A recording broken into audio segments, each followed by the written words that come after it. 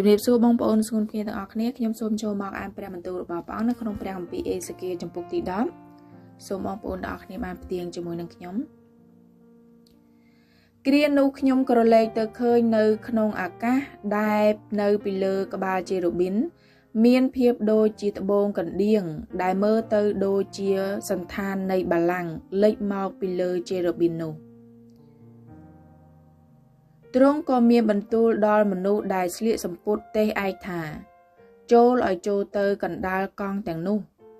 គឺក្រោមជេរូប៊ីនហើយកើបរងើកភ្លើងពេញដៃទាំងពីកណ្ដាលជេរូប៊ីននោះរួចបាចទៅលើទីក្រុងទៅអ្នកនោះក៏ចូលទៅនៅចំពោះភ្នែកខ្ញុំ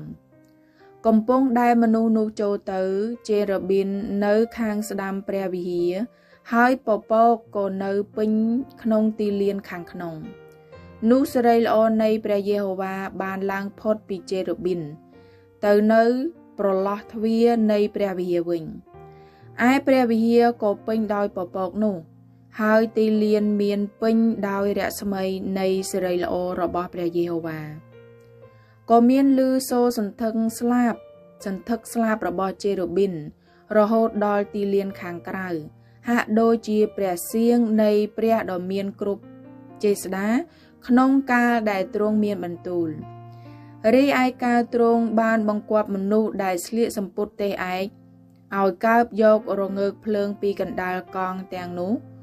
គឺពីកណ្ដាលជេរូប៊ីនហើយនោះលោកក៏ចូលទៅឈរនៅក្បែរកង់ទាំងនោះចំណែកជេរូប៊ីនមួយក៏លោកដៃពីកណ្ដាលពួកជេរូប៊ីនទៅចាប់យកភ្លើងដែលនៅកណ្ដាលជេរូប៊ីនទៅដាក់ក្នុងដៃរបស់មនុស្សដែលស្លៀកសំពត់ទេសឯកហើយអ្នកនោះទទួលយករួចចេញទៅខណៈនោះនៅក្រោមស្លាបរបស់ជេរូប៊ីនឃើញមានសន្តានដូចជាដៃមនុស្សលេចមកខ្ញុំក៏ក្រឡេកទៅឃើញមានកង់4នៅខាងជេរូប៊ីនគឺកង់មួយខាងជេរូប៊ីនមួយហើយកង់មួយខាងជេរូប៊ីនមួយទៀតកង់ទាំងនោះមើលទៅដូចជាត្បូងបេរីលឯភាពនៃកង់ទាំង4នោះមានសន្តានដូចគ្នាទាំងអស់គឺបែបដូចជាមានកង់មួយនៅក្នុងកង់មួយទៀតកាលណាទៅនោះក៏ទៅទាំង4ខាងឥតងាកបែរទៅឯណាក្នុងការដែលកំពុងតែទៅនោះឡើយគឺទិសណាដែលតម្រង់ទៅនោះទាំងអស់ក៏ទៅតាមឥតងាកបែរទៅឯណាឡើយហើយតួទាំងមូលនិងខ្នងដៃស្លាបព្រមទាំងកង់ផងក៏មានពេញដោយភ្នែកនៅជុំវិញគឺទាំងកង់4នោះផងរីឯកង់ទាំងនោះខ្ញុំឮគេហៅថាកង់វិលគ្រប់គ្នាមានមុខ4មុខទី1ជាមុខដូចជាជេរូប៊ីនមុខទី2ជាមុខមនុស្សមុខទី3ជាមុខសិង្ហហើយមុខទី4ជាមុខឥន្ទ្រីពួកជេរូប៊ីននោះក៏ឡើងទៅនេះហើយជាតួមានជីវិតដែលខ្ញុំឃើញក្បែរទន្លេកេបាកាលណាជេរូប៊ីនទៅឯណានោះកង់ក៏អមទៅជាមួយហើយកាលណាជេរូប៊ីនកាងស្លាប់ដើម្បីឡើងផុតពីដីនោះកង់ក៏មិនខាននឹងអមទៅជាមួយដែរកាលណាពួកនេះឈប់ពួកនោះក៏ឈប់ដែរហើយកាលណាពួកនេះហើរឡើងទៅពួកនោះក៏ឡើងទៅជាមួយគ្នាត្បិតវិញ្ញាណនៃតួមានជីវិតសន្ធិដ្ឋនៅក្នុងទាំងអស់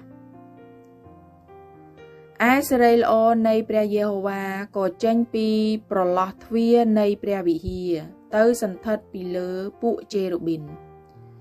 រួចជេរូប៊ីនក៏កាងស្លាប់ក្នុងការដែលចេញទៅនោះហើយហើរឡើងផុតពីដីនៅចំពោះភ្នែកខ្ញុំមានទាំងកង់អមទៅផងនោះក៏ទៅឈរនៅមាត់ទ្វារកំផែងទិសខាងកើតរបស់ព្រះវិហារនៃព្រះយេហូវ៉ាហើយសេរីល្អរបស់ព្រះនៃសាសអ៊ីស្រាអែលក៏សន្ធិដ្ឋនៅពីលើនេះជាតួមានជីវិតដែលខ្ញុំបានឃើញនៅក្រោមព្រះនៃសាសអ៊ីស្រាអែល ត្រង់ទន្លេកេបាហើយខ្ញុំបានដឹងថានោះជាពួកជេរូប៊ីនដែរគ្រប់គ្នាមានមុខ4ហើយគ្រប់គ្នាមានស្លាប4ដែរនៅក្រោមស្លាបនោះក៏មានសន្តានដូចជាដៃមនុស្សឯសន្តានមុខរបស់តួទាំងនោះគឺជាមុខដែលខ្ញុំបានឃើញនៅក្បែរទន្លេកេបាព្រមទាំងភាពនឹងតួទាំងនោះផងគ្រប់គ្នាបានហើរត្រង់ទៅខាងមុខរៀងខ្លួនអេមែនអរគុណព្រះអង្គសូមព្រះប្រទានពរដល់បងប្អូនទាំងអស់គ្នា